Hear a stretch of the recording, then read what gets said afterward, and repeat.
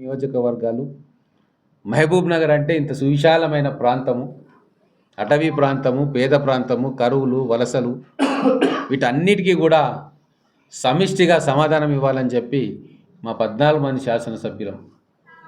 ఒకరిద్దరు వేరే పార్టీలో ఉండొచ్చుగాక, ఆ తేడా కూడా మేము చూపట్లే. ప్రతి సమీక్షకు ప్రతిపక్షంలో ఉన్న శాసనసభ్యులను కూడా పిలుచుకుంటున్నాం. కలెక్టర్ గారికి స్పెషల్గా ఇన్స్ట్రక్షన్స్ ఇస్తున్నాం. అందరినీ పిలవండి, కొత్తగా ఎంపికైన ఎంపీ గారిని కూడా పిలవండి. ఉమ్మడి సమస్యలు ఉన్నాయి, కేంద్రం నుంచి రావాల్సిన నిధులు ఉన్నాయి, రాష్ట్రం నుంచి తీసుకురావాల్సిన నిధులు ఉన్నాయి.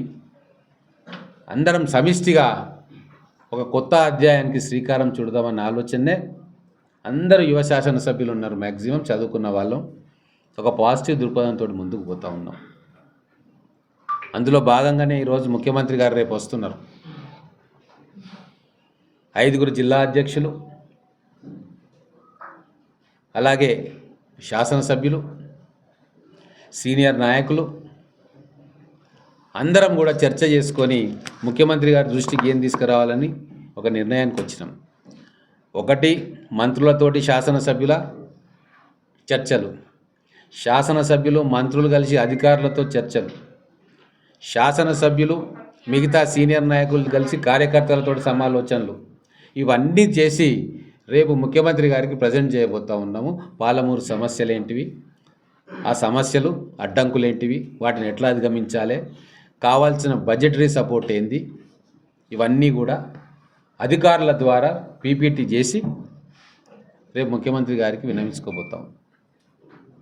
కాబట్టి మీరు కూడా పాలమూరు సమస్యలు పెండింగ్లో ఏమున్నా నిరభ్యంతరంగా మీరు మీ వార్తా ప్రసార మాధ్యమాల్లో పెట్టొచ్చు, పేపర్లలో రాయొచ్చు.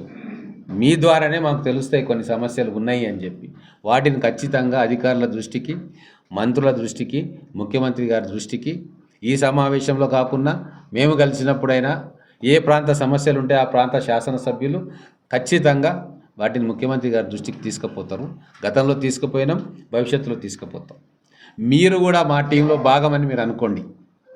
మనందరం సమిష్టిగా ఎట్లయితే ఆ రోజు ఉద్యమాలు చేసుకున్నామో ఇప్పుడు మళ్ళీ పాలమూరు రీకన్స్ట్రక్షన్, పాలమూరు పునర్నిర్మాణంలో మాతో పాటు మీరందరూ కూడా భాగస్వాములు కావాలని కోరుకుంటా ఉన్నాను. రేపు సీఎం గారి పర్యటన మంచిగా కవర్ చేయండి. మీకు లోపలికి అనుమతి లేకపోయినా మీకు అన్ని రకాలుగా ఇన్ఫర్మేషన్ మీకు వచ్చేటట్టుగా డిపిఆర్ గారితో కూడా మాట్లాడినాం. ఏం చర్చలు జరుగుతూ ఉన్నాయి, ఏ అంశం మీద అధికారులు వివరణ ఇస్తూ ఉన్నారు, ప్రజెంటేషన్ ఇస్తూ ఉన్నారు అని చెప్పి మీకు ఎప్పటికప్పుడు నోట్ అందుతుంది. దాన్ని మీరు తెలంగాణ ప్రజలకు తెలియజేసే ప్రయత్నం చేయాలి. ఒక కొత్త సంప్రదాయాన్ని, మంచి సంప్రదాయాన్ని ఇక్కడ పాలమూరు జిల్లాలో మేము తీసుకొస్తున్నాం తొలిసారిగా. కాబట్టి ఈ ప్రయత్నం తెలంగాణ రాష్ట్రంలో ఉన్న అందరూ కూడా చూడాలా.